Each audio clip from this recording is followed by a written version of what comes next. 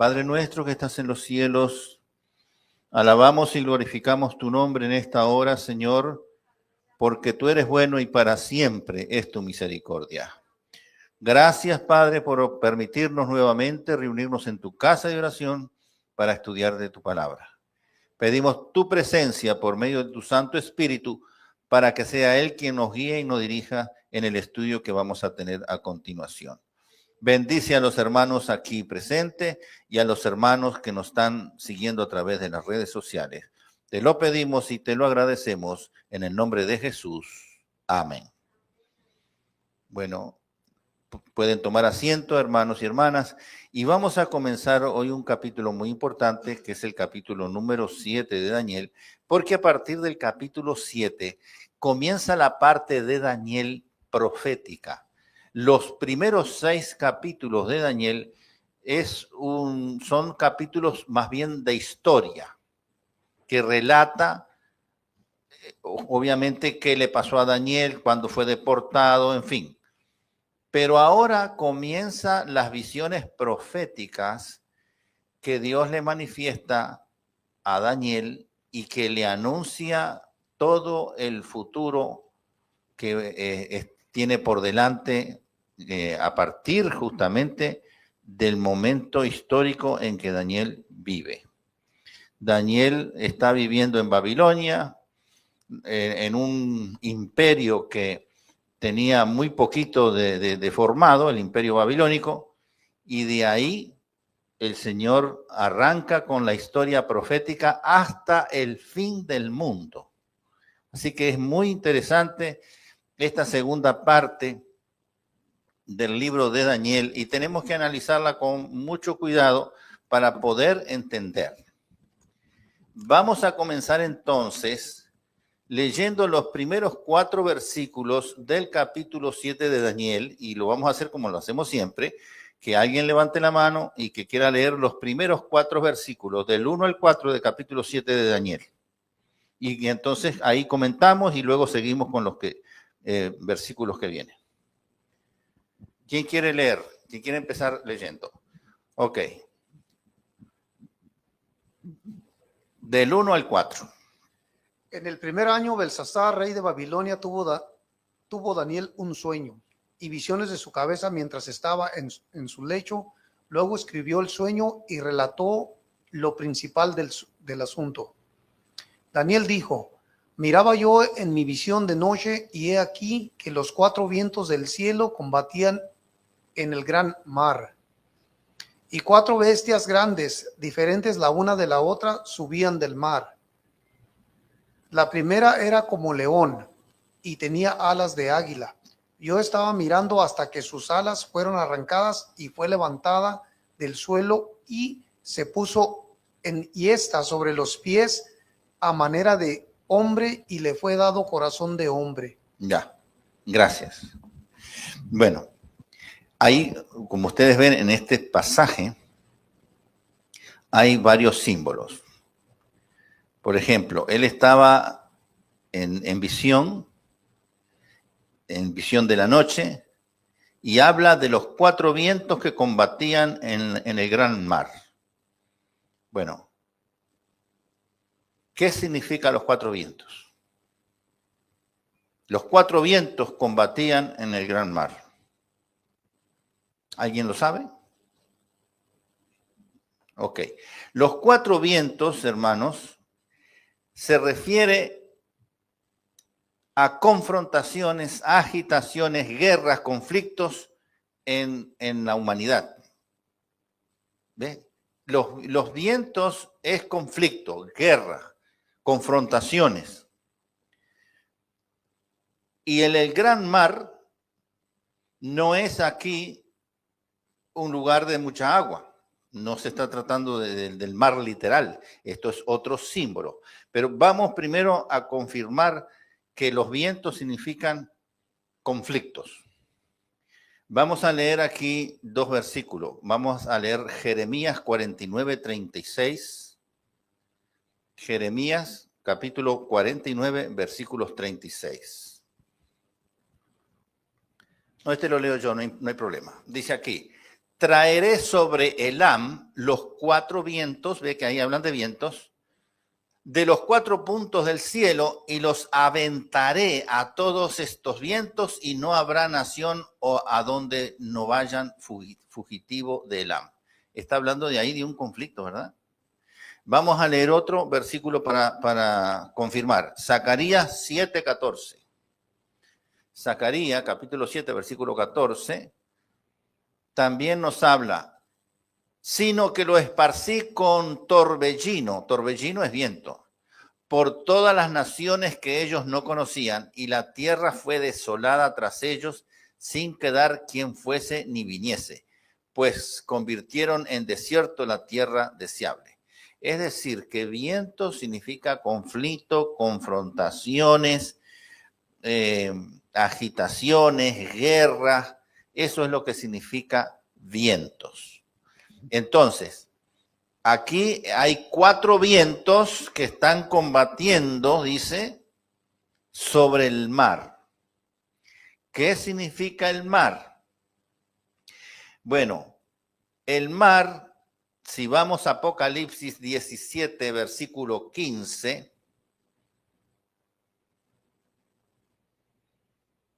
Apocalipsis 17, versículo 15, nos dice lo que representan las grandes aguas, el mar. Allí dice, me dijo también, las aguas que has visto, donde la ramera se sienta, son pueblos, muchedumbres, naciones y lenguas. ¿Qué representa el mar o grandes aguas o donde hay agua? Muchedumbre, poblaciones, o sea, lugares donde está densamente poblado. Eso significa las aguas. Ahora, vamos a unir las dos cosas. En el versículo 2, Daniel decía, miraba yo en visión de la noche y he aquí que los 4 vientos del cielo combatían en el gran mar. ¿Qué significa eso? Que esos pueblos, esa gran muchedumbre, esa densidad de población, estaban en conflicto para lograr que alguien se apoderara y tuviese el poder, que es básicamente lo que pasa ahora, cuando van a elegir un candidato a la presidencia. No se combate la gente ahí, comienzan una serie de discusiones y de confrontaciones, que el partido de fulano y el partido de mengano. Hay como un conflicto, hay como unas confrontaciones, hay como una guerra ahí. Bueno, antiguamente habían guerras así, que un rey quería conquistar a otro, pero eso se da en lugares densamente poblados. Así que aquí está hablando de que los vientos combatían en lugares densamente poblados, y de allí surgieron, ¿qué cosa? Versículo 3. ¿Qué decía el versículo 3? De Daniel 7. Versículo 3. Que del mar, de esa cantidad de gente, surgían 4 bestias grandes, diferentes la una de la otra. Y subían del mar, es decir, salían de esa gran muchedumbre de personas, de ahí salía un poder político. ¿Por qué yo digo poder político? Porque la bestia no se trata de un animal o de un monstruo. La bestia significa un poder político. ¿Dónde lo dice? En el mismo capítulo 7 de Daniel, ¿podrán creer? Pon, Saúl, Daniel 7, versículo 17.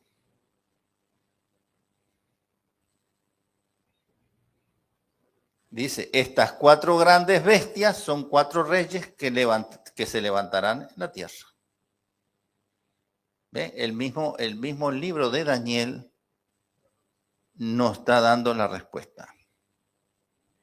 Así que nosotros vemos aquí a Daniel que ve un mar que está agitado, símbolo de un mundo que está en un caos político y social.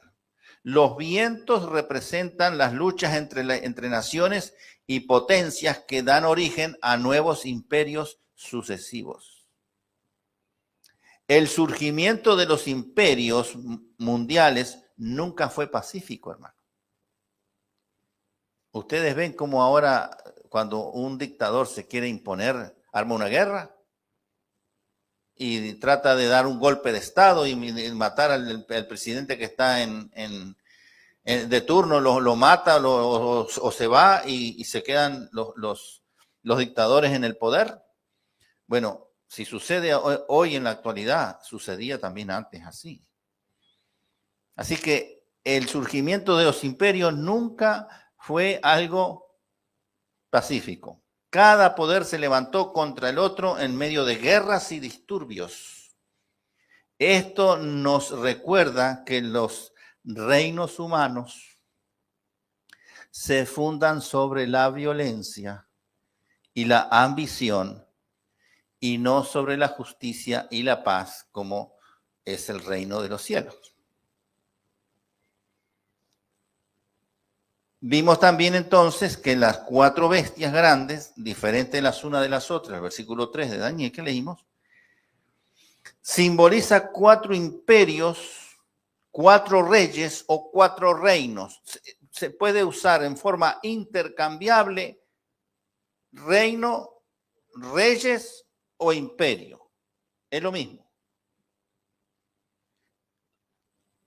Y luego dice que se establecieron como gobiernos legítimos y sus respectivos dominios se darían en forma sucesiva a lo largo de la historia. En este mismo capítulo de Daniel 7 se revela lo que significa el símbolo de las bestias. Esas 4 bestias son 4 reyes que se levantarán en la tierra. Bueno, vamos a enfatizar ahora, y ahora les doy la palabra a ustedes, vamos a repasar el versículo 4, Saúl, Daniel 7:4. A ver si tú lo puedes volver a leer, porque vamos a analizar bien este versículo. La primera era como león y tenía alas de águila. Yo estaba mirando hasta que sus alas fueron arrancadas y fue levantada del suelo y se puso enhiesta sobre los pies a manera de hombre y le fue dado corazón de hombre. Muy bien. Bueno, entonces aquí tenemos 4 bestias, de las cuales la primera es como león. Fíjese que no está diciendo es un león. Está diciendo que era como león, es decir, se asemeja, se parece a un león. Y ahora, este león tenía alas de águilas.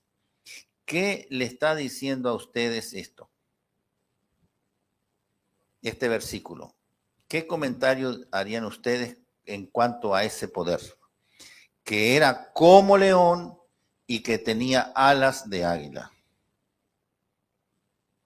Pues yo quisiera comentar, pastor, que sí. Pues mi impresión me da es que como león, que era un poder muy fuerte y que era ágil, que se movía, que tenía mucha destreza. Muy bien, correcto, perfecto. ¿Qué otro comentario?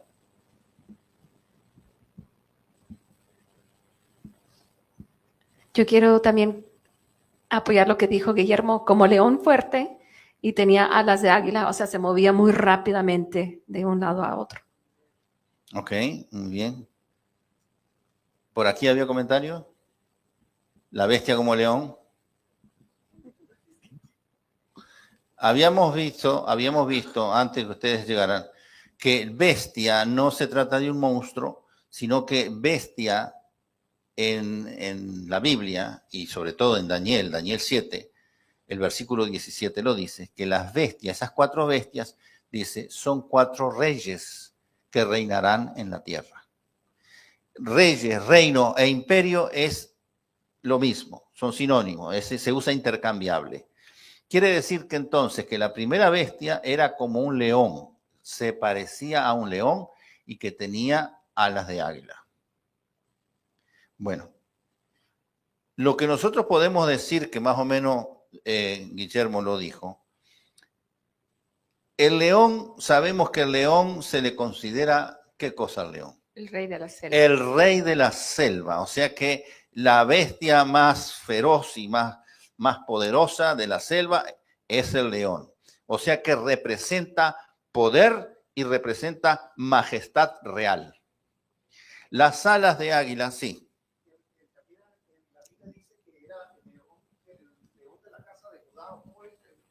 ¿O lo estoy confundiendo?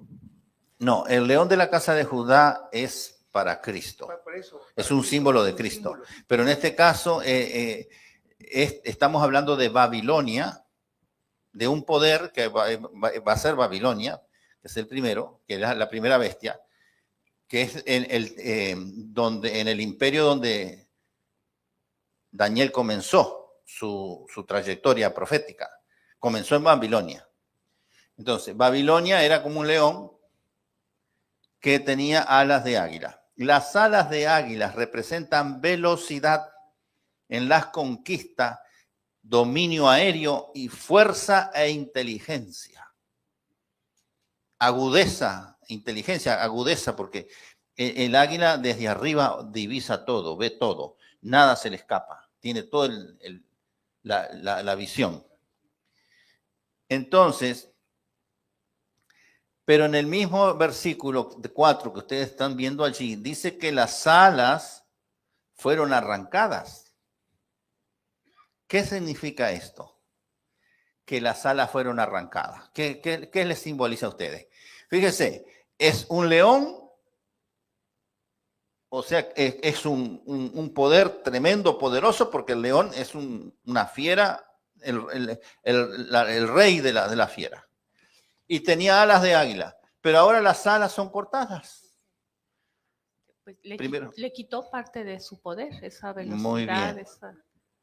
Correcto. A ver, la hermana ya también tiene un comentario. Que esta bestia era muy fuerte, que volaba con facilidad, pero alguien tuvo que pelear con él y fue derrotada, le quitaron las alas y después dice que se cayó y después fue levantada a manera de hombre. Sí. Se le dio corazón de hombre. Ajá, corazón de hombre. Muy Entonces, bien. Es que se vuelve otro. Muy bien. O sea, hay una transformación en esta bestia. Y muy bien, han respondido bien. Es decir, representa, al cortarle las alas, representa que le quitan poder, pero también le quitan su altivez, su orgullo, su arrogancia, porque ese poder se creía el mejor de todos y que iba a durar para siempre. Engreído, exacto. Todo eso, al cortarles las alas, se le está cortando también, no solo el poder, sino la altivez, la arrogancia, fueron abatidas. Y Babilonia gobernó entre los años 605 al 539 a.C., perdió su rapidez y poder cuando Nabucodonosor fue humillado por Dios. Si ustedes recuerdan los capítulos anteriores de Daniel, que él llegó un momento que perdió la cabeza y se volvió como un animal y fue comiendo pasto como un animal por 7 años. Entonces, ese orgullo que él tenía, que cuando él dijo, mira la Babilonia que yo convertí. Sí, exacto. Que yo con mi poder construí. Y no reconoció a Dios. Y entonces en ese momento perdió la lucidez mental y quedó como una bestia. Por eso dice que las alas le fueron arrancadas. Ese orgullo que tenía le fue cortado y se le dio corazón de hombre.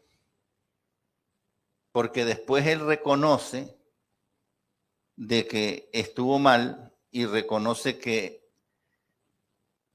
es Dios el que está por sobre todo y en todo. ¿Ve? Eso fue lo que pasó con él. Así que esta bestia que fue levantada del suelo y se puso en yesta, o sea, se levantó y se paró sobre sus pies a manera de hombre y le fue dado corazón de hombre. Esto significa que una transformación en el carácter, de ser un carácter altivo, orgulloso, engreído, como decía la hermana, pasa a ser entonces como un humano. Quiere decir que pierde su fiereza, su altanería y soberbia para volverse más humilde. Eso es lo que está significando. Esto aconteció cuando Nabucodonosor finalmente reconoció su dependencia de Dios, dejando de lado su orgullo animal a fin de volverse más humano. Y esto lo vemos en el pasaje, lo vamos a leer, Daniel capítulo 4, del 34 al 37. ¿Alguien que lo lea, por favor? Daniel 4, del 34 al 37. Mas al fin del tiempo, yo, Nabucodonosor, alcé mis ojos al cielo, y mi razón me fue de vuelta, y bendije al Altísimo, y alabé y glorifiqué al que vive para siempre, cuyo dominio es sempiterno, y su reino por todas las edades.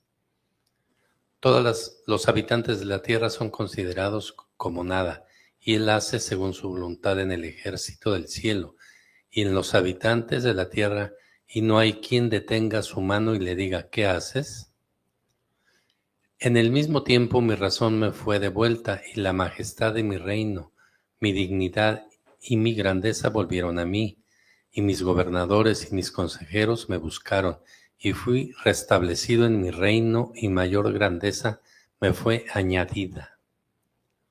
Ahora yo, Nabucodonosor, alabo, engrandezco y glorifico al Rey del cielo, porque todas sus obras son verdaderas y sus caminos justos, y él puede humillar a los que andan con soberbia. Amén.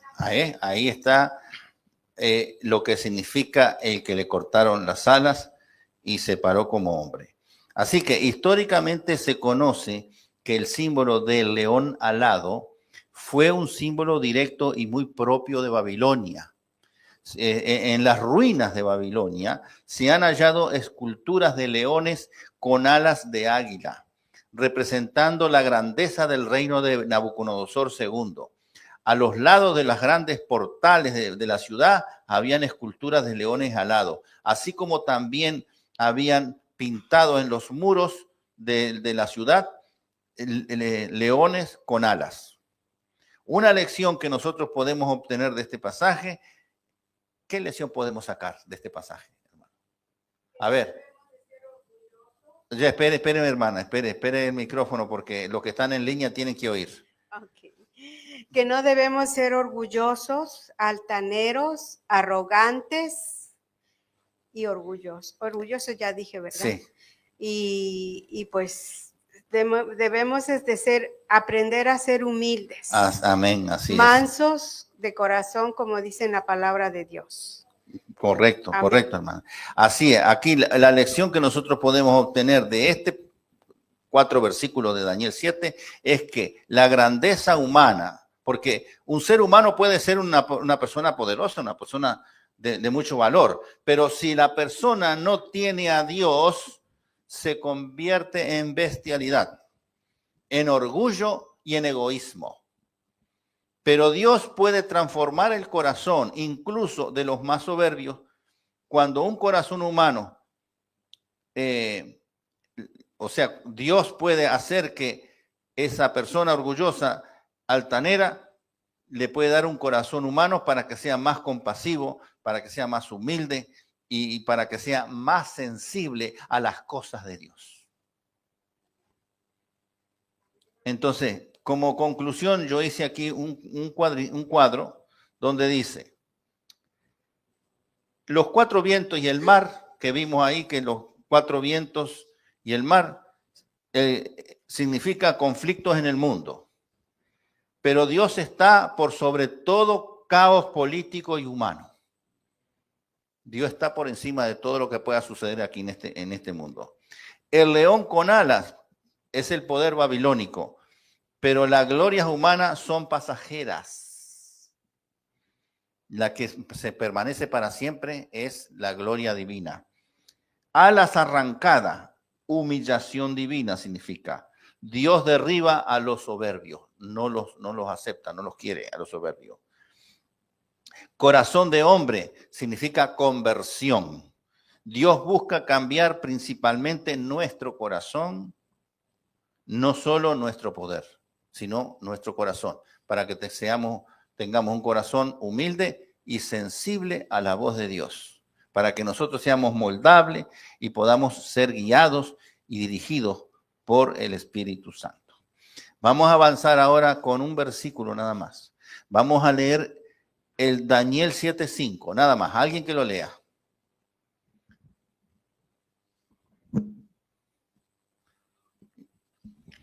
Y he aquí otra segunda bestia, semejante a un oso, la cual se alzaba de un costado más que del otro, y tenía en su boca 3 costillas entre los dientes.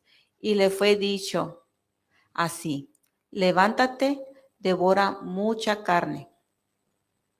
Muy bien. ¿Qué habíamos dicho que era una bestia? ¿Es un reino, es un imperio o es un rey? La misma cosa. Ahora, este rey o este reino es el que le sigue a Babilonia. Y está representado por un oso. Ahora, este oso dice que una pata más alta que la otra. Y tenía 3 costillas en la boca.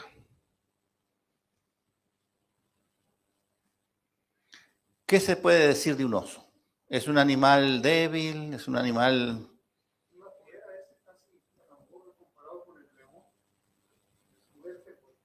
A ver, él está haciendo ahí. ¿Cómo consideran ustedes el oso? ¿Un animal mansito?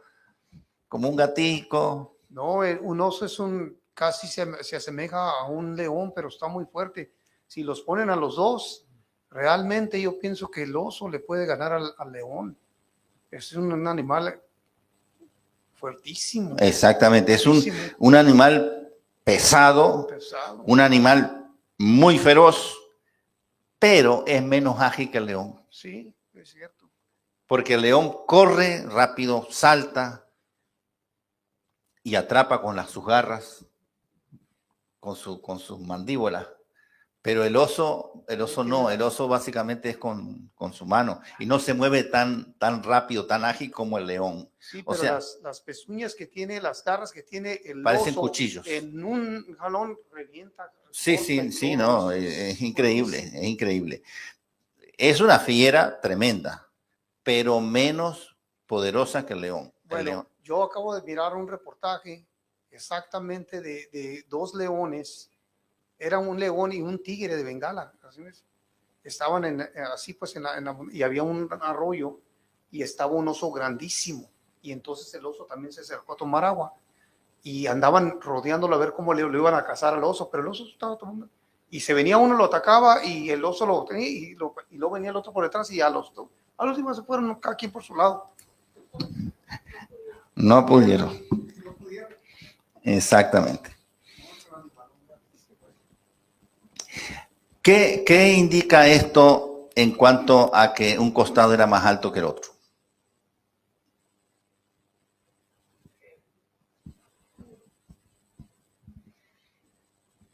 Que uno de los 2 reinos, que eran los medos y los persas, era más fuerte que el otro, ¿no? Exactamente. Está indicando desequilibrio de poder. O sea, no eran iguales los poderes. Un poder era más fuerte que el otro. Y sí, representa a los medos y los persas. Y las 3 costillas en la boca del oso, las fauces del oso, tenía 3 costillas. Él estaba mordiendo 3 costillas. Pues otra vez hablando de la fiereza, pero debe haber algo más, otro significado. Estaba devorando al reino de Babilonia. Ajá. ¿Pero por qué 3? ¿Por qué creo que está devorando? No, ¿por qué 3 costillas? Son 3 costillas. Ajá. Por ahí anda lo que dice, Sí. lo que dice Guillermo. Sí. No, no, el que era más débil que el otro son los brazos del oso. Un brazo más, una mano más corta que la otra. Pero las costillas en la boca no significa eso. Las costillas en la boca representan las últimas 3 grandes conquistas que tuvo el imperio medo-persa. Y entonces, ahora, fíjese que ese imperio recibe una orden de Dios. Allí lo dice. ¿Cuál es la orden que recibe? Levántate, devora mucha carne. Representa el mandato divino de conquistar ampliamente. Así que históricamente el oso representa, como ustedes bien lo han dicho, al imperio Medo-Persia, que gobernó entre los años 539 hasta el año 331 antes de Cristo. Yo por aquí hice una lista, la voy a poner aquí aparte, donde vemos que Babilonia como Babilonia gobernó 66 años en total. Pero los medos y los persas gobernaron 208 años, porque gobernaron del 539 al 331 antes de Cristo. El símbolo de poseer un costado más alto que el otro significaba que los persas ligeramente llegaron a dominar sobre los medos, porque la parte más fuerte de la alianza entre estos dos imperios que conquistaron a Babilonia eran los persas. Las 3 costillas en la boca representaba a las 3 conquistas principales. La historia registra que el imperio medo-persa conquistó a Lidia en el año 546 a.C., a Babilonia en el 539 a.C. y a Egipto en el año 525 a.C. La expansión de este imperio fue masiva y su poder militar era abrumador. ¿Qué lección nosotros podemos sacar, hermanos y hermanas, de este versículo? Una lección.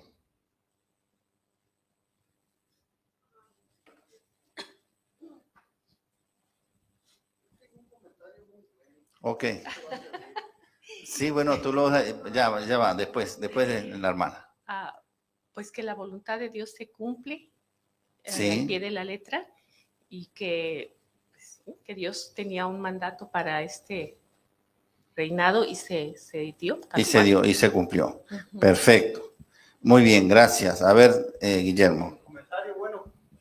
Pues mire, yo lo voy a enfocar en esto que leímos y todo, ¿ah? Sí. Así como estos dos poderes, ¿verdad? Medo y Persia, uno tenía más poder que el otro, más fuerza que el otro, se unieron y pudieron derrocar al poder al reinado de Nabucodonosor, ¿verdad? De Babilonia.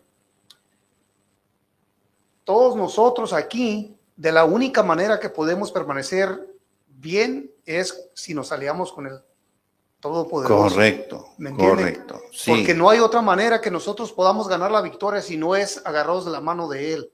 ¿Me Así es. Eso es lo que yo quería conectar. Perfecto. Aquí yo les voy a decir más o menos el resumen de los dos comentarios. Los poderes humanos se engrandecen por el poder y fuerza, pero en realidad, ¿quién es el que quita y pone reyes? Dios. ¿Dónde dice eso? Lo dice en el mismo libro de Daniel. Daniel 2:21. Vamos a poner allí Daniel 2:21.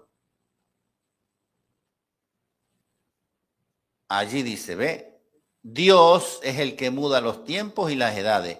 quita reyes y pone reyes, y da sabiduría a los sabios y la ciencia a los entendidos. Dios es el que hace todo, hermano. Dios es el que da la orden. Dios es el que permite que esas cosas sucedan.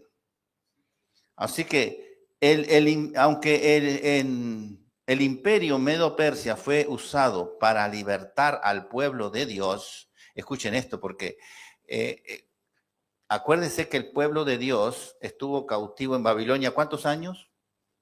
70 años. Y cuando iba a entrar los medos y los persas, Babilonia estaba por el año, sí, faltaban todavía unos cuantos años, porque si Babilonia duró 66 años y el pueblo de Dios estuvo cautivo 70 años, todavía faltaba unos años más para que se cumplieran esos 70 años de cautiverio. ¿Y cuándo se cumplieron? Se cumplieron cuando ya estaban instalados los medos y los persas. Y los medos y los persas son los que dan la orden para restaurar Jerusalén. Y eso es algo agradable a Dios. Porque los medos y los persas le dieron el oro, le dieron la plata, todo lo que se habían llevado, que Nabucodonosor llevó. Cuando se llevó cautivos, también se llevó los tesoros del templo, los vasos, las copas, todos los utensilios que se usaban en el templo, se los regresó y le dieron también dinero, oro y plata para que ellos pudieran restaurar la ciudad, el templo y el muro. Eso bajo el reinado de los medos y los persas. Pero fíjense una cosa, aunque el imperio Medo-Persia fue usado para liberar al pueblo de Dios, según lo podemos verificar en los pasajes de Esdras, no lo vamos a leer, de Esdras 1, del 1 al 3. Tiempo más tarde, este imperio también cayó en el pecado de la soberbia, del orgullo y la corrupción, demostrando una vez más que ningún imperio humano, por más justo que parezca al principio de su mandato, no permanecerá igual al transcurrir el tiempo. Si Dios es ignorado o rechazado en las decisiones del gobierno, cualquier cosa, un poder, una familia, una empresa, ¿qué le va a pasar si ignoran a Dios? ¿Se viene a dónde? Abajo, a pique. Pero cuando Dios está en el hogar, cuando Dios está en la familia, cuando Dios está en la empresa, crece, se multiplica. Pero entonces cuando este imperio comienza a corromperse, comienza a alejarse de Dios y todo, llega un momento que Dios lo abandona y termina siendo conquistado por otro imperio. Y así sucedió con los medos y los persas. Vamos a leer ahora el versículo 6 del capítulo 7 de Daniel. Alguien que lo lea, por favor. Y vamos ahora a la tercera bestia. Ya está la hermana, bueno, no sé.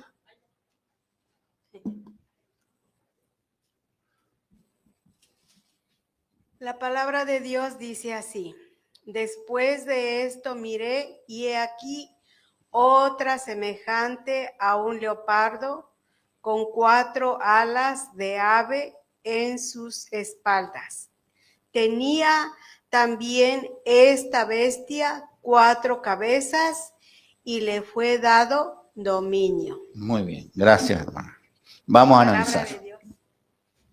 Vamos a analizar brevemente esta bestia. Esta bestia está simbolizada por un leopardo.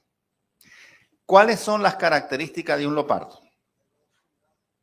Ok, vamos usando el micrófono para que se oiga en la red social. Característica de un leopardo. A mí me parece que el leopardo es más veloz todavía que el león. Sí. Tiene una velocidad, pero tremenda, muy rápido, rapidísimo. Sí, hay un leopardo que corre a 120 millas por hora. Y el chita. Y muy inteligente, son muy inteligentes. Exacto. Inteligencia, velocidad. Pero fíjese que este símbolo de esta bestia está simbolizada por un leopardo que ya de entrada es rápido, pero tenía 4 alas. ¿Qué hacen las alas? que sea más rápido aún todavía de lo que es naturalmente el leopardo. ¿Se da cuenta? Muy veloz, muy veloz. Ahora, dice que tenía 4 cabezas. ¿Qué significa eso? A ver, allí un comentario. 4 cabezas. Pensaba más, tenía más capacidad de discernimiento. O quizá eran 4 gobernantes los que estaban al frente. Por ahí va. Que ese poder, hermanos y hermanas, se dividió en 4. Hacia el final. No, casi al empezar, porque el imperio de griego, que es el que sigue, que está representado por el leopardo, estaba a cargo de ¿quién? Alejandro Magno, Alejandro el Grande. Pero Alejandro conquistó rapidísimo, pero rapidísimo conquistó el mundo de aquella época. Vasto, unas regiones pero gigantescas, hasta la India. Pero en una de esas fiestas, él bebió demasiado y murió joven, murió de 30 y algo de años. Sí. 32 años, una cosa así. Entonces, el poder pasó a manos ¿de quién? De sus de 4 sus generales. 4 generales. Y los 4 generales se dividieron el reino entre 4, por eso son 4 cabezas. Le fue dado dominio, quiere decir que la autoridad de este reino le fue permitida por Dios. Cuando dice que le fue dado dominio, ahí dice, le fue dado dominio. ¿Quién le dio dominio? Dios le permitió el dominio. Entonces, esta bestia simbolizada por el leopardo representa al imperio griego, el cual gobernó entre los años 331 antes de Cristo hasta el 168. Quiere decir que este reino estuvo gobernando durante 163 años, poco menos que los medos y los persas, bajo la autoridad de Alejandro Magno. Pero en pocos años Alejandro conquistó desde Grecia hasta la India con una rapidez increíble y que no había otro imperio que lo podía igualar. Las 4 cabezas de la imagen del leopardo significa que debido a la muerte súbita de Alejandro Magno en el año 323 a.C., el imperio se dividió entre sus 4 generales. Casandro gobernó en Macedonia y Grecia. Lisímaco gobernó en Tracia y en Asia Menor. Seleuco gobernó Siria y Babilonia, y Ptolomeo tomó Egipto para gobernar. ¿Qué lección podemos sacar aquí de esta bestia?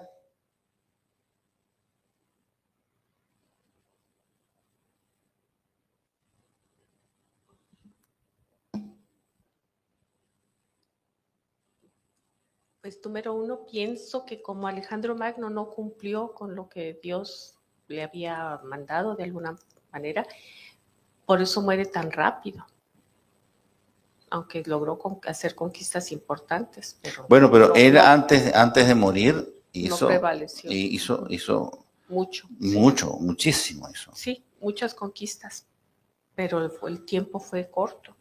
Sí. Quizá por eso, porque no hacía lo que Dios le quería. Exacto. Cuando cualquier cosa que se haga fuera de Dios tiende a fracasar. Entonces, la lección que nosotros sacamos de aquí es que el genio humano, la inteligencia humana puede lograr cosas asombrosas y rápidas, grandes. Pero como dice la hermana, sin Dios. Y la otra es que al dividirse el imperio entre 4 generales, pues también se debilitó. Exactamente. Porque ya se dividió, se debilitó. Y entonces, eso es lo que pasó allí. Esa es la lección que nosotros podemos sacar. Que sin Dios las cosas se pierden o se debilitan.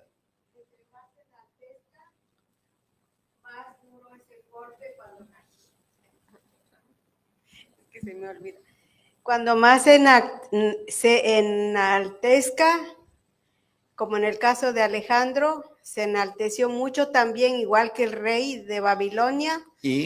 Y cuando cayeron, su golpe fue bien fuerte. Exactamente. Nomás De que- hecho, el mismo Cristo lo dice. Ajá. El que se ensalza será humillado, pero el que se humilla será exaltado.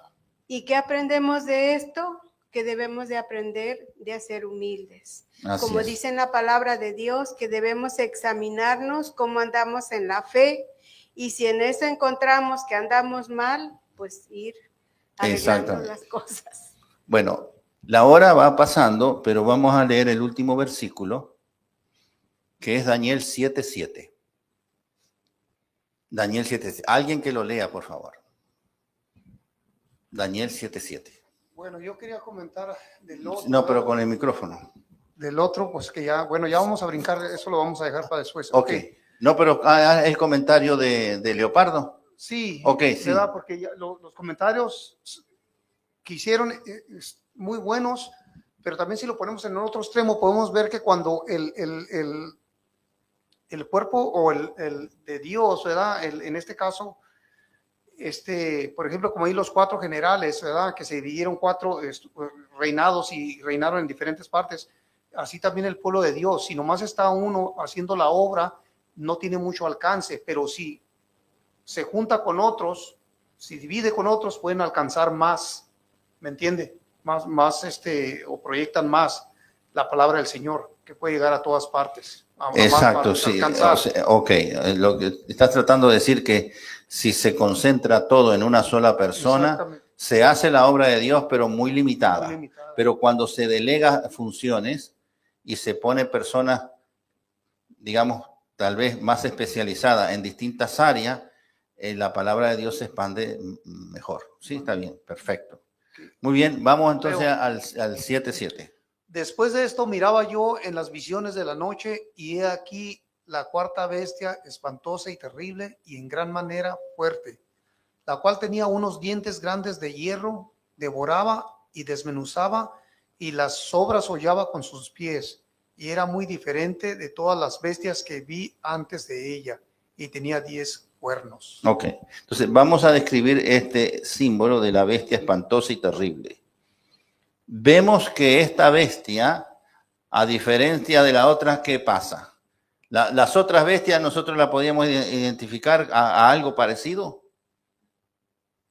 Sí, porque la primera se pudo identificar parecido a un león con alas, aunque no existe en la naturaleza león con alas, pero se podía más o menos comparar con un león con alas. El otro a un oso. Nada más que este oso tenía un defecto ahí, una pata más larga que la otra, la pata delantera más alta que la otra. Pero se podía identificar con un oso. La tercera, un leopardo. Bueno, 4 cabezas y 4 alas. No se encuentra en la naturaleza un leopardo de esa clase, pero era un leopardo. Pero esta bestia dice que es espantosa y terrible y no tiene comparación. Aquí encontramos algo diferente completamente. Así que, ¿qué nos dice esto? ¿Qué nos está diciendo a nosotros si no podemos comparar esta bestia con algún animal? ¿Qué nos puede decir a nosotros? ¿Qué le dirían ustedes? Con el micrófono. Pues lo que yo pienso aquí, o lo que me quiere decir a mí, que esta bestia espantosa y terrible era todavía más poderosa que las otras 3. Así es. Es decir, que este animal o esta bestia, que no se puede comparar con ningún animal, representa un poder excesivo, un poder cruel, absoluto. Dice que los dientes de hierro representan una fuerza de destrucción implacable, aplastante, porque ahí dice que desmenuza todo. O sea que esta bestia es terrible realmente. Un poder absoluto. ¿Qué representan los 10 cuernos, hermano? Bueno, Vamos a leer un versículo donde nos dice que representan los 10 cuernos. Daniel, en el mismo capítulo de Daniel 7, fíjense. Daniel 7:24. Alguien que lo lea, por favor. Alguien que lo lea.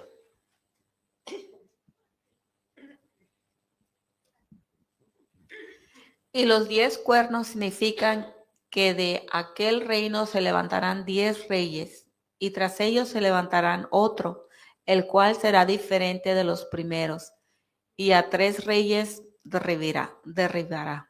Muy bien, muy bien.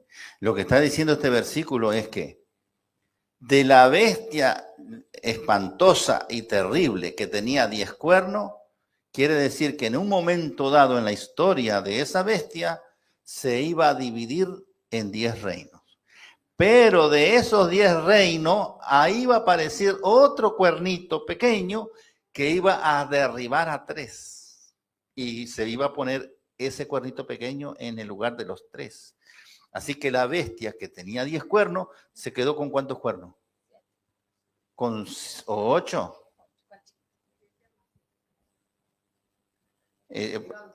Eran 10. Sí. Por eso, quedó con 8. Así es. 8 cuernos. Y ese cuerno pequeño no lo vamos a hablar hoy, pero en realidad se quedó. ¿Y a quién representa este imperio?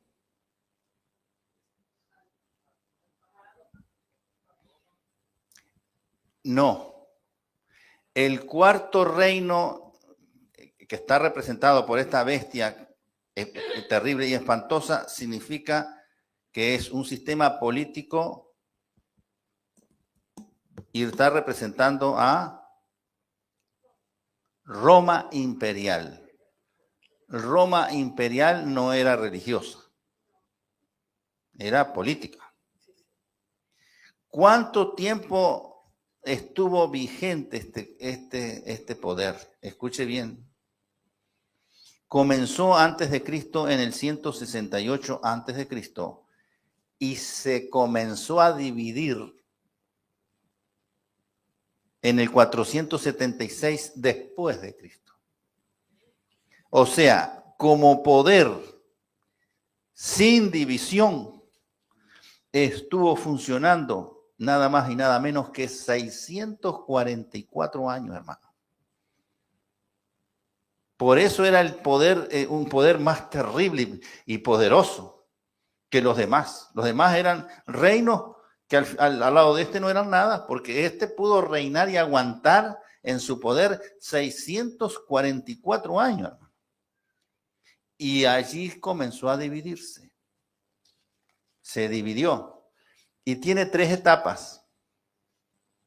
3 etapas. Yo me estoy adelantando, pero se las voy a decir de una vez. La etapa del imperio, como tal, la etapa de los Césares, que son esos 644 años. Luego viene un periodo corto del 476 al 538, que son unos cuantos años, saquen la cuenta ustedes, del 576 al 500, 476 al 500 son 24 años, más 38, porque es del 500 hasta el 538, 24 más 38, ¿cuánto da? 50 y 62.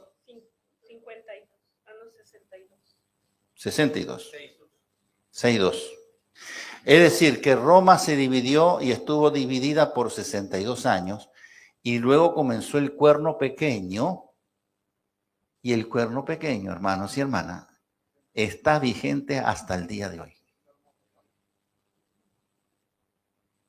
¿Se da cuenta? Así que ese imperio no se ha terminado todavía, pero se va a terminar, porque cuando Cristo venga le va a poner punto final a ese reino. Así que Roma representa la culminación del poder humano sin límites, porque ellos eran crueles hasta no más poder, donde la ley y la fuerza reemplazan la justicia divina. También anuncia la etapa en que surgiría un poder político religioso, el cuerno pequeño, que eso lo vamos a ver más adelante, que intentaría suplantar la autoridad de Dios.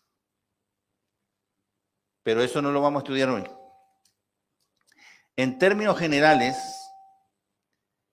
Daniel del 1 al 7, que es lo que vimos recién, presenta una visión profética y paralela al capítulo 2 de Daniel. ¿Sabían ustedes eso? Que el capítulo 2 de Daniel, que ya vimos, es paralelo al capítulo 7. ¿De qué manera? Vamos a verlo aquí. La cabeza de oro de Daniel, porque Daniel 2 era una estatua que estaba compuesta de distintos metales, del metal más caro al más económico, hasta el barro. ¿Ve? Entonces, la cabeza de oro representaba ¿a quién? A Babilonia. Y en Daniel 7, ¿quién es Babilonia? El león con alas. ¿Ok?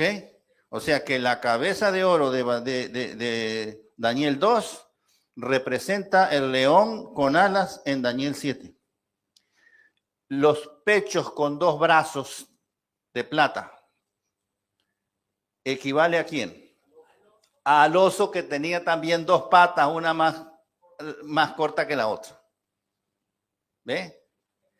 El vientre de bronce representa a quién? Al leopardo con 4 cabezas y 4 alas. Las piernas de hierro representan a quién? A la bestia espantosa y terrible con dientes de hierro. Fíjese que ya ahí la coherencia se estableció perfecta porque piernas de hierro, dientes de hierro. La coherencia es perfecta. Bueno, y eso representa obviamente a Roma. Eso es Roma. ¿Algún comentario? ¿Algo que ustedes quieran comentar con respecto a lo que venimos trabajando? ¿A lo que venimos estudiando? ¿Algo que quieran agregar o preguntar?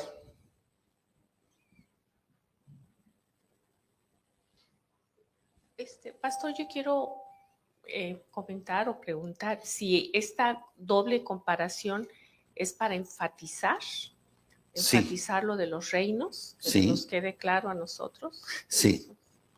Es que la forma de que Dios revela las cosas, Él como que las repite, las enfatiza, pero en cada énfasis le agrega algo nuevo. Por ejemplo, en la estatua, allí no está el cuerno pequeño. Pero en Daniel 7 sí. Entonces hay algo nuevo. Nos muestra la misma secuencia con otras imágenes, con otros símbolos, pero es la misma secuencia. Y cuando Dios repite la información es porque es muy importante. Dios le está dando mucha importancia. A ver, un comentario allí. Sí, estoy de acuerdo, pastor. Y con el capítulo 2 de Daniel fue una visión que tuvo Nabucodonosor para su propósito que Dios tenía para con él. Sí. Y Daniel, que fue el intérprete de la visión. Y aquí es la visión que recibe Daniel con más información, porque es mensaje para hoy día en nosotros también. Para el pueblo de Dios. Para el pueblo de Dios. Exactamente, correcto. Perfecto. ¿Algún otro comentario?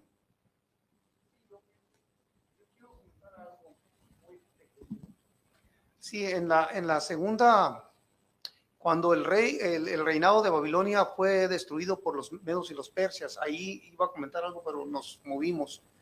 Ya sabemos que el rey Darío, le permitió fue cuando dio la orden que se reconstruyera Babilonia. Sí. ¿Verdad? Yo quiero pensar, o más bien comentar, ¿qué hubiera pasado si, porque usted comentó algo de eso, ¿verdad? Que después el reinado se corrompieron y esto y lo otro, pues es que así va a ser, porque todo esto era una profecía que representa a la venida y el reinado de Jesucristo que va a venir, ¿verdad? Pero si el rey Darío, que fue muy bueno, ¿verdad? Yo digo que si Dios, ¿qué hubiera pasado si no hubiera estado Daniel ahí? Si Dios no hubiera tenido a Daniel ahí, ¿verdad? Porque él halló gracia en los ojos del rey Nabucodonosor, pero también halló gracia en los ojos del rey Darío. Sí, ¿verdad? correcto. Es que Dios ya había acomodado todas las cosas así, pero si el rey Darío se hubiera convertido y todo su reinado se hubiera convertido, entonces ahí se hubiera quedado. ¿Sí me entiende? Porque no hubiera venido Grecia y lo hubiera conquistado. O sea, yo quiero pensar que eso ya era algo que, pues exactamente es una profecía que Dios tenía preparado para ir enseñándonos, ¿verdad? Y bueno, y como el rey Nabucodonosor, él entendió después de que después de los 7 años y todo, y yo quiero pensar, y casi no me equivoco, de que él va a ser salvo, el rey Nabucodonosor. Porque, Sí, como no, claro, ¿verdad? sí. Y así Sí. no sé, en estos otros reyes como el rey Darío, los otros, porque no habla igual que Nabucodonosor, que él, ¿verdad? Pues él entendió que solamente había un Dios del cielo, ¿me entiende? Pero los otros reyes No, explican nada de eso. exactamente. Bueno, Dios siempre tiene un propósito y nosotros tenemos que descubrirlo en su palabra. Por ejemplo, Él nos está mostrando una y otra vez que los reinos humanos no cumplen, no permanecen para siempre. El único reino que va a permanecer para siempre es el reino de Cristo. Que el humano, como humanos, tenemos nuestra naturaleza pecaminosa y nuestra tendencia es a lo malo, a alejarnos de Dios, a no reconocer a Dios. Y ahí nos ponen que estos reyes, cuando llegan a la cumbre del poder y de la riqueza y de la fama, se corrompen. Piensan en ellos y Dios desapareció de su vida. Entonces dejan a Dios de lado. Y entonces eso hace que al desprenderse de Dios, al olvidarse de Dios, se vuelven orgullosos, se vuelven egoístas y caen en pecado. Y Dios entonces los abandona también. Y terminan mal después, porque ya lo dijimos, el que se ensalza es humillado. Y separado de mí, dice el Señor, ¿cuántas cosas se pueden hacer? Nada, no se puede hacer nada. Sí. No, para apoyar lo que está diciendo Pastor, me recuerda del rey Saúl, que ya después miró, ya no hacía lo que Dios le decía porque creía que era todo él. Exactamente, y se separó y Dios se separó de él. Y entonces fíjese, hasta fue a consultar con una pitonisa. O sea, Dios nos está demostrando que nosotros, y lo dice su palabra, que no podemos confiar en el hombre. Maldito el hombre que confía en el hombre, dice. Nosotros tenemos que confiar en Dios y saber que el reino de Dios, cuando se establezca, va a ser un único reino por toda la eternidad. No va a venir otro reino a conquistarlo. Y lo está diciendo el Señor aquí. Nos está repitiendo, nos está enfatizando. Que nosotros busquemos primeramente el reino de los cielos y todas las demás cosas serán añadidas. ¿Ve? Eso es lo que nos está diciendo el Señor aquí. Es necesario entonces que reconozcamos que en la historia humana avanza según el plan profético de Dios, no avanza por casualidad, hermano. Dios tiene su plan, como decía aquí el hermano. Dios tiene un propósito. ¿Qué hubiese pasado si no estuviese Daniel o si no estuviese Darío? Las cosas serían diferentes. Pero Dios, que conoce el futuro antes de que suceda, Él tiene todo planificado. Todo tiene su orden. Cada reino muestra una lección espiritual sobre el orgullo, la ambición y la independencia de Dios. Cada uno. Solamente dependiendo de Dios, poniendo a Dios en el centro de nuestras vidas, es que nosotros podemos lograr avanzar y hacer grandes cosas. Bueno, ya dijimos entonces que hay un paralelismo entre Daniel 2 y Daniel 7. Y vamos a seguir encontrando ese paralelismo en el libro de Daniel. Pero vamos a dejar por aquí porque ya el tiempo se nos terminó. Y entonces, fíjese que hemos avanzado nada más que 7 versículos y todavía faltan unos cuantos más para estudiar en el capítulo 7. ¿Hay alguna duda? ¿Les quedó alguna?